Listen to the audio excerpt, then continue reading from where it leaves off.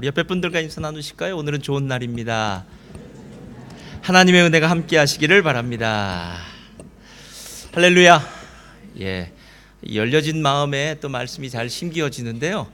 처음에 말씀을 들으려고 하면 이렇게 좀 마음이 딱딱하고 그래요. 자기 마음을 좀 부드럽게 만들으셔야 돼요. 할렐루야. 예, 우리 한 번만 더 인사 나누겠습니다. 오늘 큰 은혜 받읍시다. 아멘, 아멘. 저 오늘 여러분들과 함께요, 하나님 말씀 함께, 제목 함께 다 같이 읽겠습니다. 시작. 당신의 삶을 말씀과 찬양으로 채워라. 오늘 당신의 삶을 말씀과 찬양으로 채워라 하는 이 말씀을 가지고요, 오늘 조금 영적인 부분에 대해서 아마 성령과 악령에 대해서 조금 이야기를 나누는 귀한 은혜의 시간이 되기를 바랍니다. 레너드 스윈 목사님의 아마 책에 나온 유머인데요, 이게 제가 누구를 디스하려고 하는 건 아니니까 잘 들으시길 바랍니다. 어떤 사람이 발목을 삐어서 의사를 찾아갔습니다. 그래서 의사가 발목을 진찰하더니 그 환자에게 이렇게 얘기하는 거예요. 집에 가서 따뜻한 물에 찜질을 하시면 되겠습니다. 그러는 거예요. 그리고 나서 다음 날 그 환자에게서 다시 전화가 걸려옵니다. 의사 선생님, 저는 어제 진찰비로 40불을 냈습니다. 또 말씀하신 대로 뜨거운 물에 찜질을 했는데 나아지기는커녕 오히려 발목이 악화되었습니다. 그러는 거예요. 그런데 옆에 있던 제 아내가 뜨거운 물이 아니라 찬물에 담가보라고 하더군요. 아내 말대로 찬물에 담갔더니 점차 발목이 좋아지고 있습니다. 도대체 어찌된 영문인지 모르겠습니다. 이렇게 얘기를 하는 거예요. 그랬더니 그 전화를 받던 의사 선생님이 이렇게 얘기를 했답니다. 저도 모르기는 마찬가지입니다. 제 아내는 더운 물을 쓰라고 했습니다. 이렇게 얘기하는 거예요. 네. 우리 이경 집사님 얘기는 아니에요. 안다고 생각하는 사람도 모르고 당연히 모르는 사람은 모르는 거죠. 아마 그 이야기를 하고 싶어서 이야기를 썼던 것 같아요. 근데 제가 왜 이야기를 생각했느냐 하면은 영적인 것이 그런 것 같다라는 생각이 들었어요. 신앙생활을 어느 정도 하다 보면 이제는 좀 영적인 엘리트, 베테랑, 전문가, 아니 10년, 20년, 30년을 신앙생활을 했다면 이제는 좀 어느 정도 고차원적인 신앙인이 되어야 되는데, 야, 오랜 시간이 지났는데도 내 신앙은 고차원적이지 않고 아직도 낮으더라고요. 제가 오늘 이 설교를 준비하다가요, 실은 이야기를 하나 생각해냈어요. 고등학교 때 저희는 교복을 입고 이제 모자를 썼는데요, 고등학교 1학년 때 이 교복을 입고 학교를 가면요, 고등학교 1학년은 얼마나 촌스러운지 모릅니다. 예? 왜냐하면은 부모님들이 고등학교 3학년 때까지 입을 교복을 사주기 때문에 이것도 접고 다 펑펑하지만 거예요. 그런데 신기한 거는 고3 형들이 입은 교복은 와, 정말 날렵해요. 바지도 착 맞고, 예? 그 당시에 뭐 옷도 줄이고 막 온갖 폼을 내고 다니는 그런 모습. 아니, 신앙도 고등학교 1학년 초년병들이 아니라 이제 고3쯤 된 것 같으면 좀 멋있는 신앙인? 이랬으면 좋겠는데 잘 안 되더라고요. 욥이 아마 그랬던 것 같아요. 그도 하나님 앞에서 정말 난다긴다 하는 신앙인 중에 한 사람이었습니다. 그러다 어느 날 자기도 이해할 수 없는 고난을 당해요. 그리고 난 다음에 하나님을 향해서 이렇게 얘기합니다. 하나님, 제가 지금까지는 주님에 대해서 귀로만 들었습니다. 근데 이제 주님을 직접 보니까, 야, 제가 정말 한심한 말만 했군요. 주님을 모르면서 아는 척 했고요. 주님에 대해서 이런 말 저런 말 다른 사람들한테 가르쳤던 것, 저를 용서해 주십시오 하고 제가 죄를 뒤집어 쓰고 주님 앞에 회개합니다. 이제부터는 말씀만 하십시오. 제가 입을 다물겠습니다. 이렇게 얘기하더라고요. 얼마 전에 태국의 그 청소년 축구하는 애들이 동굴에 들어갔다가 동굴에 갇혀가지고 아주 외신에 크게 났던 적이 있습니다. 동굴의 입구는 너무나 간단한 것 같고 단순한 것 같지 않았습니까? 근데 그 동굴로 들어가 보니까 와, 미로와 같은 와 소리가 나는 그 오묘한 동굴의 모습들. 실은 신앙도 똑같습니다. 아는 것 같은데 실은 모르는 거예요. 얼마나 모르는지를 아는 것이, 알아가는 것이 신앙이고요. 하나님의 그 위대하심에 그 한 작은 한 조각이라도 안다면 어쩌면 우리의 신앙은 그래도 만족할 수 있는 상태가 아닐까 하는 그런 생각이 들었습니다. 제가 왜 오늘 이야기를 하냐면요, 오늘 우리가 보고 있는 이 영적인 부분도 어쩌면 그것과 비슷할 수 있기 때문입니다. 자, 오늘 14절 말씀 한번 펴주시고요, 한번 다 같이 읽겠습니다. 시작. 여호와의 영이 사울에게서 떠나고 여호와께서 부리시는 악령이 그를 번뇌하게 한지라. 자, 여호와의 영이 사울에게 있었어요. 그래서 사울이 예언을 하기도 하고 블레셋과 암몬 족속을 쳐서 이기기도 하고 정말 훌륭한 왕의 일들을 다 감당했던 왕이에요. 그런데 어느 순간인가 하나님의 그 성령이 떠나가시고, 그리고 여호와께서 부리는 악령이 그를 번뇌케 했다라고 이렇게 얘기해요. 여러분, 실제로 여러분이 신앙생활을 어느 정도 하셨다면 과연 성령에 대해서, 영적인 세계에 대해서 얼만큼 알고 계십니까? 실은 우리가 신앙생활을 하면서도 영적인 세계에 대해서는요, 무지할 때가 참 많아요. 이유는 신앙생활 그냥 하면 됐지, 자꾸 영적인 거, 귀신, 성령 이런 거 자꾸 얘기하면은 머리가 복잡하고 난 두렵다, 무섭다 이렇게 하시는 분도 있어요. 가끔 우리 교회는 금요일 날 이제 불을 끄고 기도를 하지 않습니까? 우리는 뜨겁게 기도하니까요. 또 방언으로도 기도합니다. 그런데 웬만히 처음 신앙생활 하신 분들은 금요일은 노 레코멘드입니다. 왜냐하면 깜짝 놀라는 거예요. 어떻게 이렇게 하느냐, 이렇게 기도하느냐. 근데 조금 시간이 지나 보면은요, 그렇게 기도하는 이유가 무엇인지를 알게 되고요, 또 나도 그렇게 기도하는 자리를 사모하고 나아갈 수 있게 되더라는 거예요. 여러분, 과연 영적인 부분에 대해서 여러분 정말 지식이 있으십니까? 영적인 부분에 대해서 정말 잘 알고 계십니까? 오늘 성경을 보니까요, 우리는 영이다라고 얘기하면은요, 악한 영과 선한 영, 그러니까 하나님 편과 사탄 편이 있다고 생각해요. 그래서 마치 남과 북이 대치하는 것처럼 휴전선을 중간에 두고 남쪽에서는 북쪽을 향해서 이렇게 총을 들이대고요, 북쪽은 남쪽을 향해서 전쟁을 준비하는 것 같은 남과 북의 상황인 것처럼 생각하는데 오늘 그렇지 않습니다. 오늘 성경을 분명히 보면요, 여호와의 영이 사울에게서 떠났을 때 여호와께서 부리시는 악령이라고 얘기해요. 그러니까 악한 영이 자기 멋대로 하나님과 상관없이 하나님을 대적하는 것이 아니라, 악한 영도 하나님 앞에서 하나님의 허락받고 하나님의 인도하심을 따라서, 하나님의 지시하심을 따라서 움직이더라는 거예요. 제가 요한계시록을 보면서 한 가지 크게 배웠던 건 뭐냐면요, 이 사단이, 루시퍼가 하늘에 있었습니다. 그러다가 어느 날 하늘에서 하나님 앞에 쫓겨났습니다. 땅으로 떨어져요.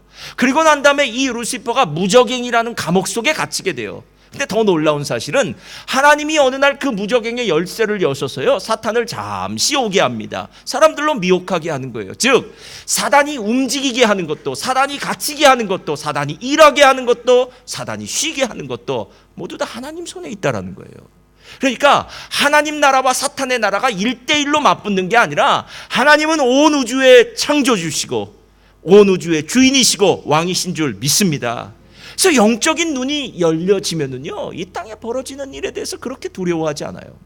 요한계시록 2장을 보면은요, 서문화 교회를 향해서 얘기할 때 이렇게 얘기합니다. 내가 내 환난과 궁핍을 알거니와 실상은 내가 부요한 자니라. 다 같이 읽겠습니다. 그 다음 시작. 자칭 유대인이라 하는 자들의 비방도 알거니와 실상은 유대인이 아니요 사탄의. 여러분, 누군가 나를 괴롭히고 있어요. 당시엔 유대인들이 그리스도인들을 많이 힘들게 했습니다. 그 이유는 제가 천천히 나중에 얘기해 드릴 텐데요, 유대인들이 그리스도인들을 상당히 미워했어요. 그래서 유대인들이 그리스도인을 핍박하는데 앞장을 섰습니다. 유대인이 생각하기에는 그리스도인들은 매국노처럼 생각했어요. 그래서 유대인들이 그리스도인을 핍박할 때 우리의 눈으로 보이는 것은 유대인이 보였는데, 오늘 주님은 뭐라고 말씀하시냐면, 그들은 유대인의 회가 아니야, 그들은 사탄의 회야, 이렇게 얘기합니다. 여러분, 실제로 우리가 영적인 눈이 감겨지면은요, 세상에서 벌어지고 있는 일에 대해서 이유와 의미를 찾을 수가 없어요. 아무리 문제를 해결하려고 해도 보이지 않는 세력이 지금 역사하고 있어서 일하는 부분인데, 어떻게 보이는 것만으로 우리가 이해할 수 있겠습니까? 열왕기하 6장을 보면은요, 아람 군대가 이제 엘리사를 잡기 위해서 도단성에 도달하는 모습이 보여요. 신기한 것은 아람 군대가 이스라엘을 매번 공격하는데 그때마다 이스라엘 왕이 정확히 그 지점에서 기다리고 서 있더라는 거예요. 그래서 아람 왕이 생각하기를, 야, 도대체 무슨 일이냐 이거. 우리 중에 첩자가 있으니까 이스라엘 왕과 내통하여서 이스라엘 왕에게 정보를 제공하는 것 같다라고 얘기해요. 그때 한 신하가 아람 왕에게 이렇게 얘기합니다. 왕이시여, 그렇지 않습니다. 이스라엘에는 엘리사라는 선지자가 있는데 이 사람은 얼마나 대단하냐면 우리가 침실에서 소근소근 얘기한 것도 다 압니다. 이렇게 얘기하는 거예요. 그래? 그럼 엘리사를 죽이러 가야겠다. 그래서 엘리사를 죽이기 위해서 도단성으로 아람 군대가 쳐들어가는 거예요. 이제 그들이 새벽에 도착을 합니다. 게하시가 아침에 일어나서 문을 열고 바깥을 딱 보니까 그 도단성을 둘러싸고 있는, 그 집을 둘러싸고 있는 아람 군대를 보게 된 거예요. 그때 게하시가 들어와서 엘리사에게 이렇게 얘기합니다. 선지자님 지금 큰일 났습니다. 아람 군대가 몰려와서 우리를 지금 다 죽게 되었습니다 라고 얘기해요. 그때 엘리사가 뭐라고 얘기한 줄 아십니까? 대답하되 두려워하지 말라. 우리와 함께한 자가 저와 함께한 자보다 많으니라. 잘 들어보세요 여러분. 우리와 함께한 자가 저와 함께한 자보다 많으니라. 그리고 난 다음에 엘리사가 이렇게 얘기합니다. 게하시의 눈을 열어서 영적인 것을 보게 해달라고 그래요. 그래서 영적인 눈이 확 열리니까요. 그 다음에 불말과 불병거가 이 엘리사의 집을 지키고 있더라는 거예요. 여러분 믿음의 사람이 무엇 때문에 두려워하십니까? 무엇이 진짜 문제십니까? 지금 나를 압박하고 있는, 나를 힘들게 하고 있는 그 많은 문제가 영적인 눈이 띄어지면, 영적인 감각이 있다면, 아니 영적인 분별력이 있는 사람이라면요, 그건 그렇게 어려운 문제가 아니라는 거예요. 우리에게는요 분명한 생각만 있으면 돼요. 지금 하나님의 성령이 역사하는가? 아니면 악한 영이 지금 영향력을 가지고 역사하는가? 만약에 악한 영이 영향력을 가지고 역사한다면요, 우리는 나사렛 예수 그리스도의 이름으로 물리치면 됩니다. 믿으십니까? 오늘 그 이야기예요. 그런데 이 영적인 지식이 진짜 우리들에게 있느냐라는 거예요. 가끔 저에게 이렇게 질문을 하시는 분이 있습니다. 저도 또 오랜 세월 동안 이 질문에 대해서 많이 고민했고요. 예수 믿는 사람에게도 귀신이 들어갈 수 있나요? 하는 거예요. 악령이. 예수 믿는 사람에게도 악령이 들어갈 수 있습니까? 라는 부분이에요. 성경은 이 부분에 대해서요, 오늘 사울의 경우를 통해서 알려줍니다. 사울은 성령에 충만했던 사람이었습니다. 그런데 어느 날 하나님이 부리시는 악령이 그 안에 들어가서 그를 번뇌케 했다라고 얘기해요. 그러니까 미친 사람이 되게 했다라는 거예요. 갑자기 제정신이 아니에요. 갑자기 그냥 정상적인 생각을 못하고 그 다윗이죠, 자기의 사위였던 다윗을 창으로 죽이려고 하기도 하고요. 미친 짓을 하니까 그 신하들이 깜짝 놀랍니다. 그 이유는 악령이 사울을 그렇게 만들었다라는 거예요. 여러분 요즘 시대에 있는 사이코패스나 이런 사람들이, 저 사람들이 정상적인 사람입니까? 그 사람들이 자기 생각으로 했을까요? 아니면 악한 세력이 그를 통해서 역사하는 것들을 우리로 보게 하시는 걸까요? 저는 아무리 생각해도 악한 세력 같아요. 왜냐하면 저도 가끔 이런 얘기를 할 때도 있고 들은 적도 있어요. 아이고 내가 웬일이지? 아이고 내가 미쳤나 봐. 내가 왜 그런 소리를 했을까?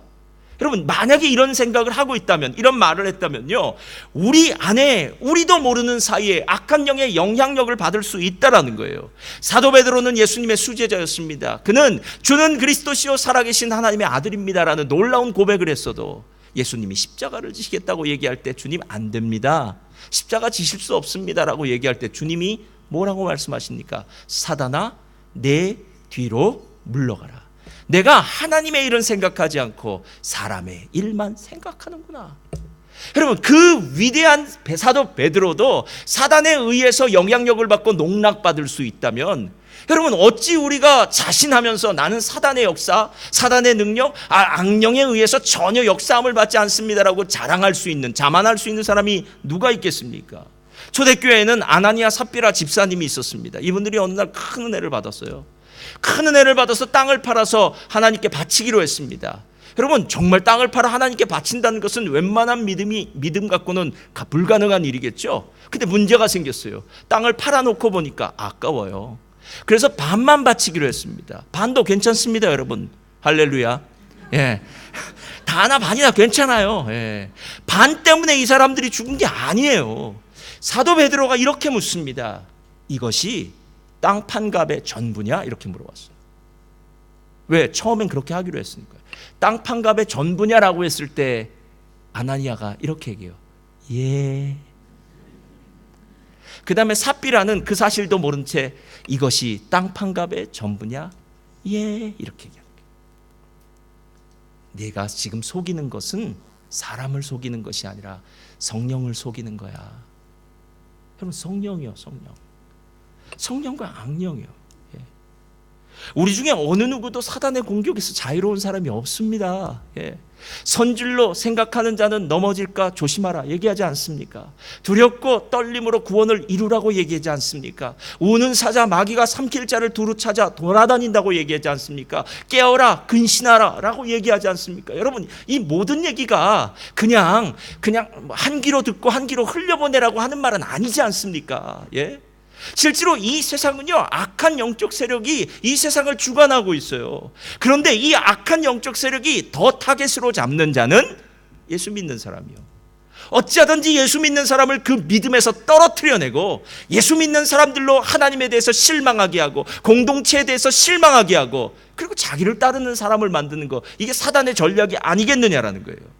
그래서 요한일서를 보면은요, 이렇게 얘기해요. 자, 요한일서 한번 펴주세요. 다 같이 읽겠습니다. 시작. 또 아는 것은 우리는 하나님께 속하고 온 세상은, 자, 여러분 잘 보세요. 우리는 누구에게 속했다고요? 하나님께 속하고, 온 세상은요, 악한 자에게 속했다.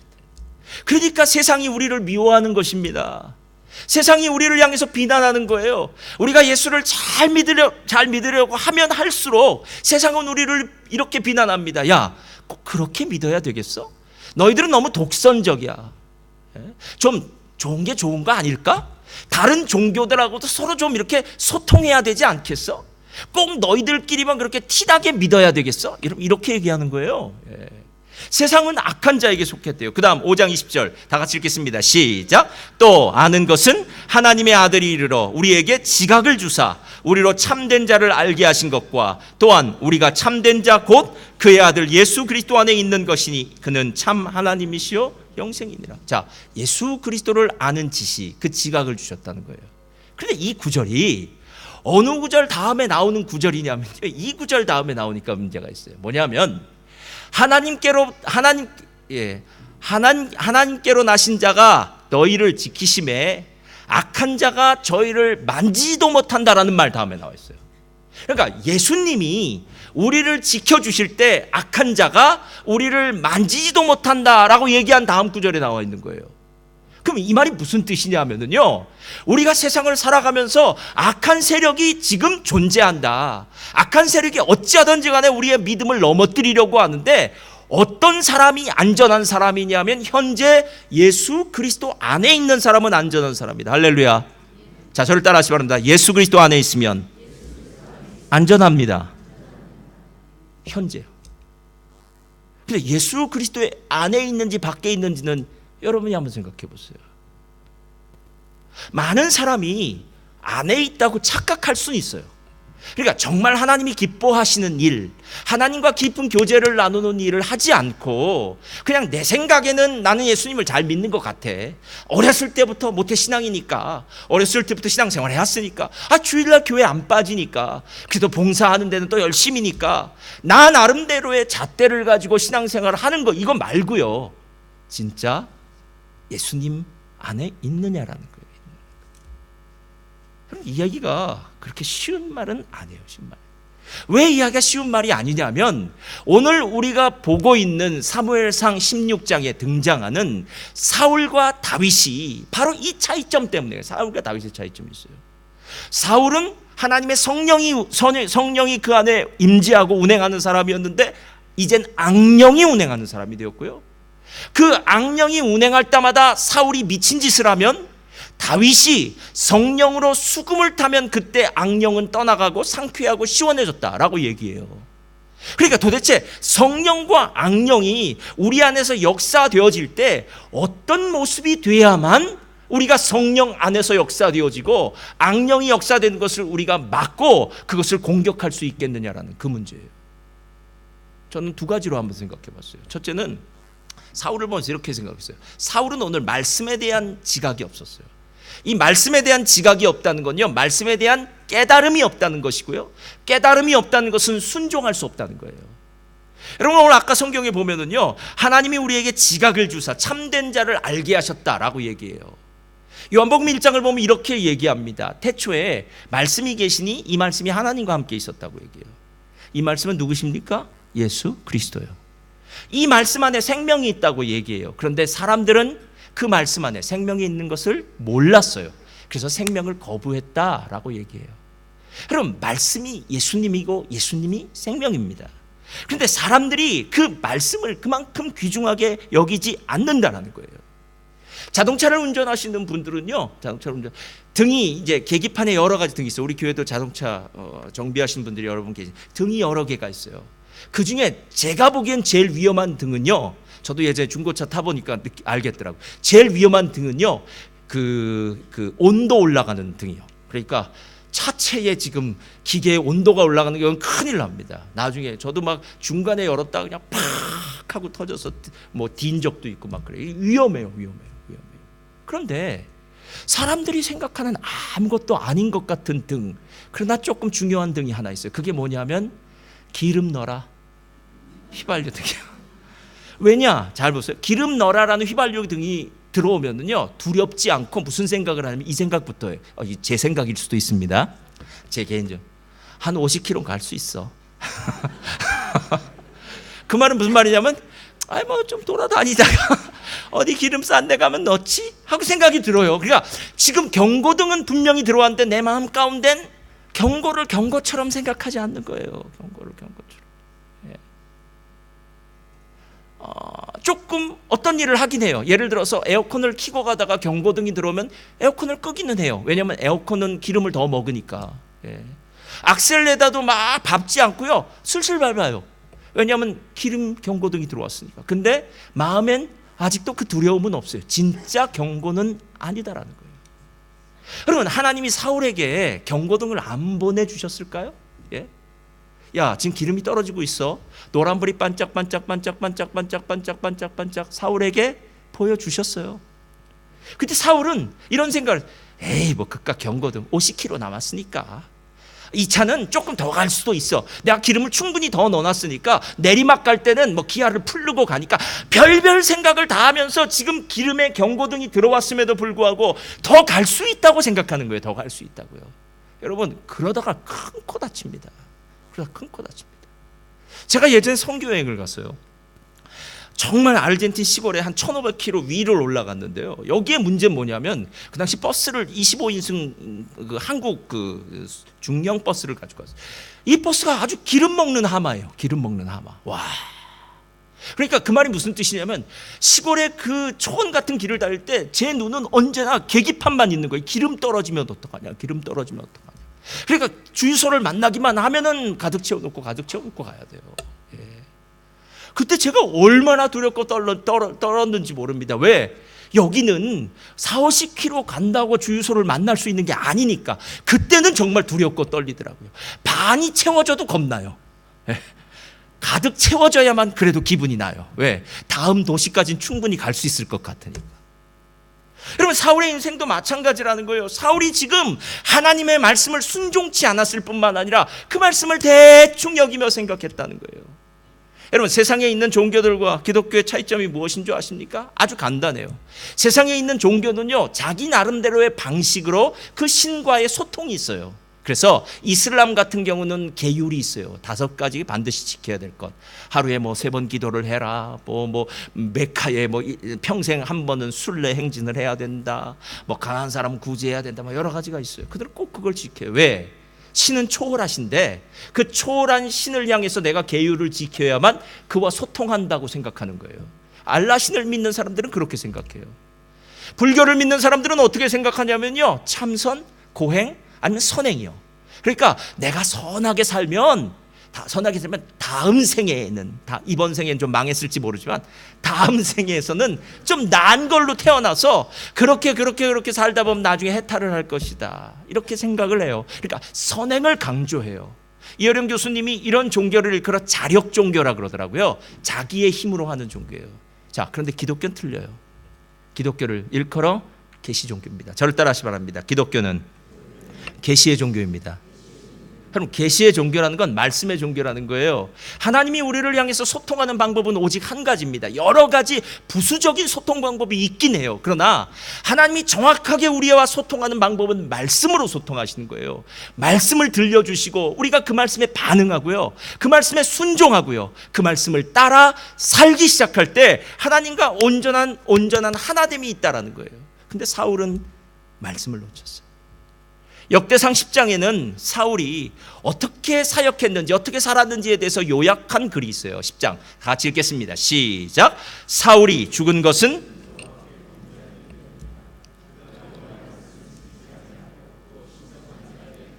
청하고 여호와께 묻지 아니하였으므로 여호와께서 그를 죽이시고 그 나라를, 자, 사울이 여호와께 범죄했답니다. 뭘 범죄했다고요? 여호와의 말씀을 지키지 아니하고, 또 신접한 자에게 물어보고 여호와께 묻지 아니하고. 그러니까 이게 무슨 말이냐면요, 우리 마음에는 보좌가 있는데 그 보좌에 하나님이 앉아 계셔야 돼요. 그래서 하나님이 하라는 대로 하면 돼요. 가라, 아멘. 서라, 예. 일하라, 아멘. 쉬어라, 예. 하면 돼요. 여러분, 기독교인만큼 편한 인생이 어디 있습니까? 할렐루야. 예, 우리는 진짜 이제 고생 끝, 행복 시작입니다. 여러분, 하나님 말씀을 묵상하기 시작하면 그대로만 살면 돼요.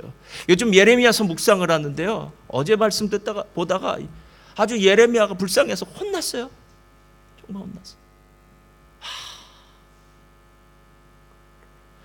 예레미야 입술을 통해서요, 23년 사역 동안 계속해서 선포한 메시지는 한 가지입니다. 예루살렘은 멸망한다. 예루살렘은 심판받는다. 너희는 속히 바벨론의 느부갓네살에게 항복하라였어요. 처음에 거짓 선지자들이 얼마나 날뛰었는지 몰라요. 그런데 시간이 지나면서 거짓 선지자들은 어디론가 사라져 버려요.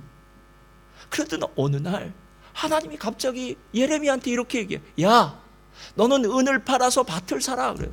하나님, 지금 우리나라가 멸망해서 완전히 초토화되고 우리는 포로로 잡혀가는데 땅이 무슨 소용입니까? 그런데 조카 하나벨이 오는 거예요. 그래서 땅을 물으라고 하는 거예요. 그래서 은을 달아서 땅을 사요. 예. 여러분, 그 땅 문서를 받아든 예레미야의 심정이 어땠을까요? 지금 다 망하는데요. 근데 그 땅 문서를 들고요, 이제 베냐민 지파 쪽으로 가서 땅을 찾으러 가요. 가다가 잡히는 거예요. 할렐루야. 참 하나님 나쁜 분 같아요. 왜 괜히 이렇게 힘들게 만드냐는 거예요. 그냥 바벨론 포로로 잡혀갈 때가 너 여기서 잘 있다가 바벨론에게 항복해라, 이렇게 하면 될 텐데, 거기 가다가 잡혀가지고요, 이번엔 요나단이라는 사람의 그 물 없는 웅덩이 그 감옥에 갇혀요. 거기서 거의 죽을 뻔해요. 그걸 시드기야 왕이 꺼내줘요. 시드기야 왕이 다시 물어봐요. 너 하나님한테 받은 말씀 없어? 그래서 똑같이 얘기해요. 여기 망합니다. 바벨론 왕에게 항복하는 방법밖에 없습니다. 이렇게 얘기해요. 하나님 말씀을 전해요. 그리고 난 다음에 예레미야가 이렇게 얘기를 해요. 여러분, 저를 절대로 요나단의 집에 돌려보내지 말아주세요. 죽을까 두렵습니다. 이렇게. 여러분, 그리스도인이에요. 선지자예요. 제가 가끔 짧고 굵게라는 말 안 쓰기로 했습니다.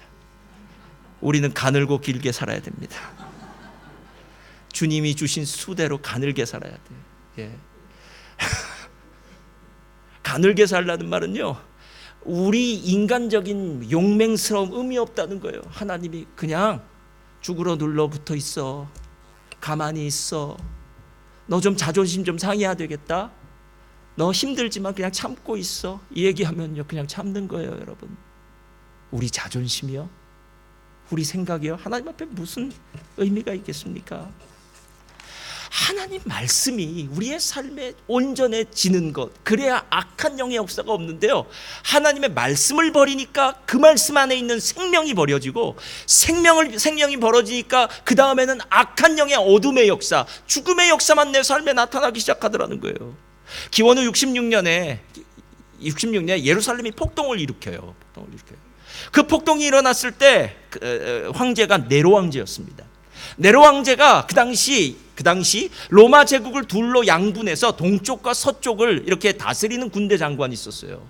그래서 그 군대 장관이 누구였냐면 베스파시오하고 디도 장군이 둘이 동서를 구분하고 있었어요. 그런데 예루살렘을 총공격하기 위해서 베스파시오가 자기 아들인 디도 장군을 이끌고 66년에 예루살렘으로 출정을 해요. 근데 예루살렘을 출정해서 그들이 전쟁을 할 때요, 막 싸운 전쟁 안 해요. 그 당시의 전쟁은요 상당히 단순합니다. 예루살렘 성을 삥 둘러서요 고사작전을 쓰는 거예요. 고립작전.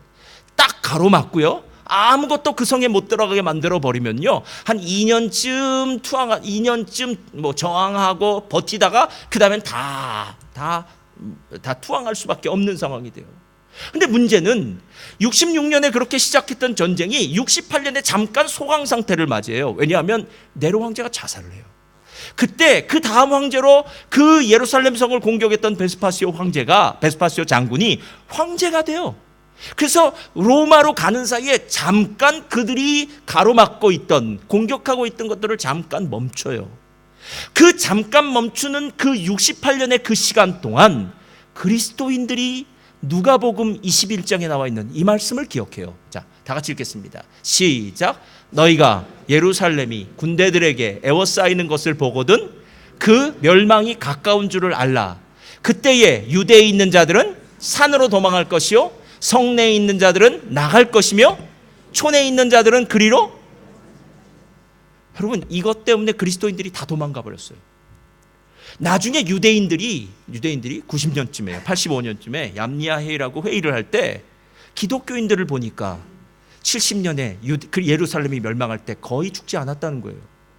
도대체 왜 같은 유대인인데 그리스도인들만 죽지 않았느냐? 그리스도인들이 로마의 매국노처럼 이 나라를 팔아먹은 거 아니야? 그렇게 오해를 했어요. 그 다음부터 유대인들이 그리스도인들을 핍박하기 시작합니다. 여러분, 악한 영의 역사는 죽는 역사고요, 성령의 역사는 사는 역사예요. 오늘 만약에 우리가 영적으로 깨어 있다면, 말씀에 지각이 있다면, 말씀을 지키고 그 말씀대로 산다면 여러분, 우리 사는 역사가 일어납니다. 그런데 오늘 사울 왕에게서 보여지는 약점이 무엇이냐? 그가 말씀을 버렸어요. 하나님께 듣지 않았어요. 하나님과 유일하게 소통할 수 있는 이 말씀의 길을 딱 막아버렸다는 거예요. 그래서 결국 악령이 지배하는 인생을 살다가 심판받게 되었습니다. 그렇다면 거기서 끝난 게 아니라 다윗은 어땠을까요? 두 번째, 다윗에게는 찬양하는 수금이 있었어요. 자, 오늘 한 가지만 더 얘기 마치겠습니다.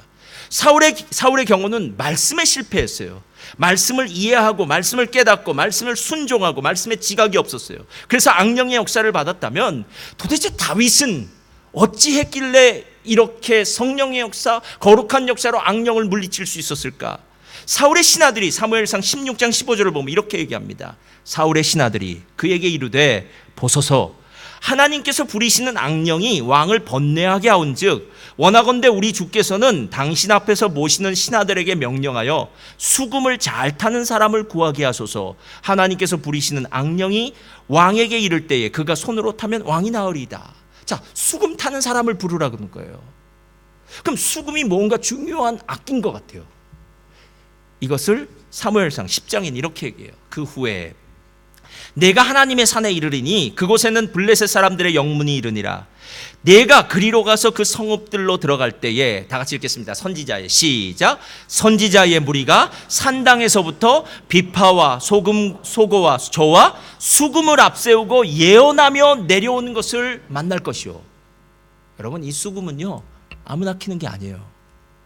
하나님을 찬양하는 제사장들이, 선지자들이 키는 거예요.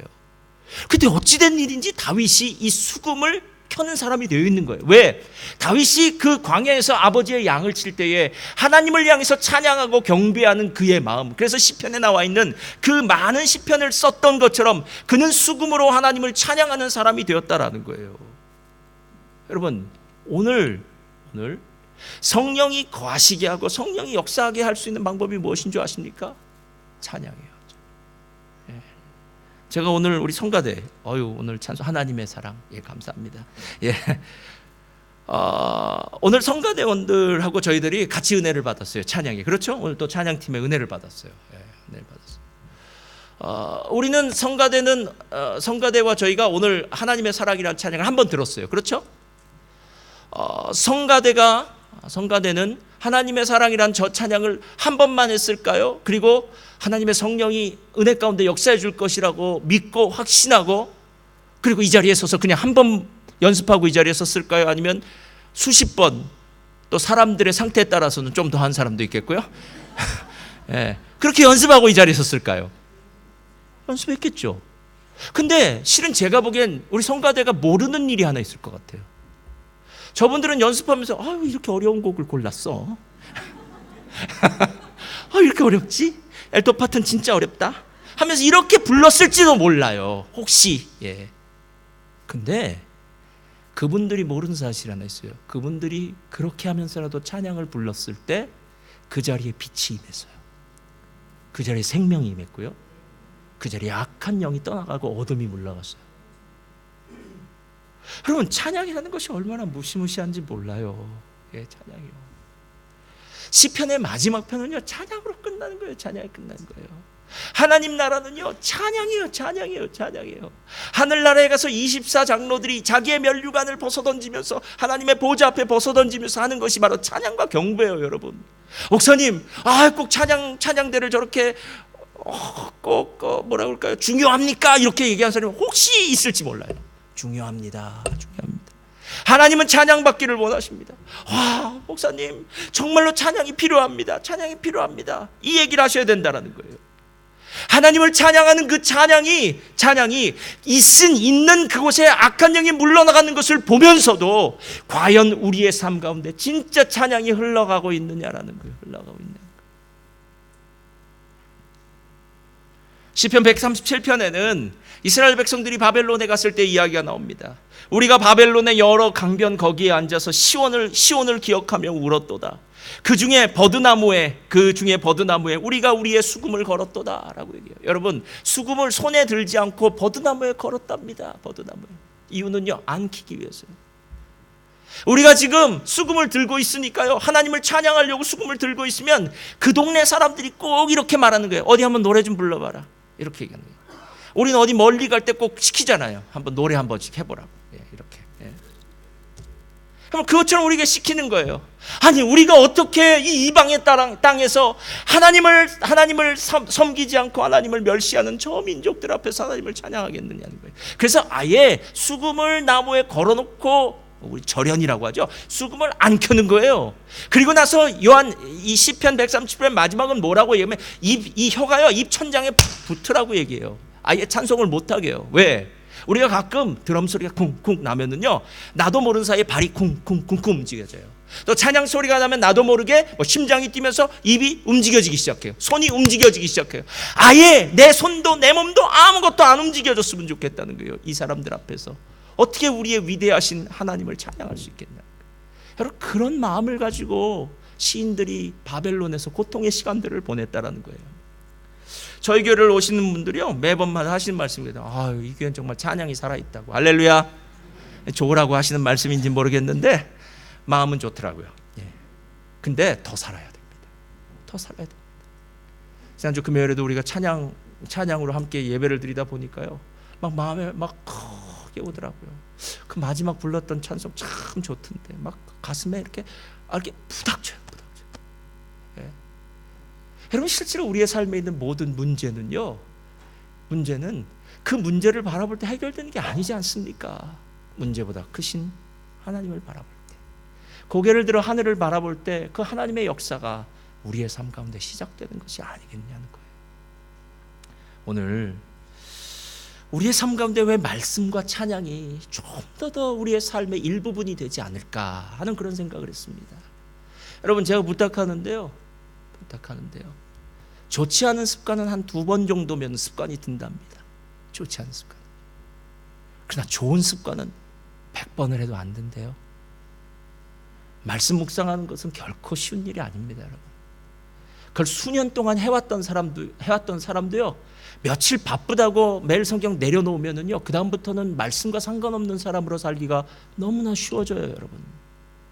찬양을 그렇게 열심히 하던 사람도요, 며칠 동안 그냥 세상적인 노래, 무슨 노래 듣다가 강남 스타일 같은 노래 몇 번 듣다 보면은 뭐 이거 강남 스타일 이런 소리 찬양, 이런 찬양이 아니죠. 그런 노래가 입에서 막 나올 수도 있다라는 거예요, 여러분. 오늘 말씀의 제목이 뭔지 기억하십니까? 예? 말씀과 찬양으로 당신의 삶을 채워라. 우리의 삶에 무엇으로 채우시겠습니까? 말씀과 찬양으로 채우시길 바랍니다. 그러면 악한 영은 절대로 역사하지 못합니다. 거룩한 성령이, 생명의 영이, 빛의 영이 우리 가운데 함께 있을 줄 믿습니다.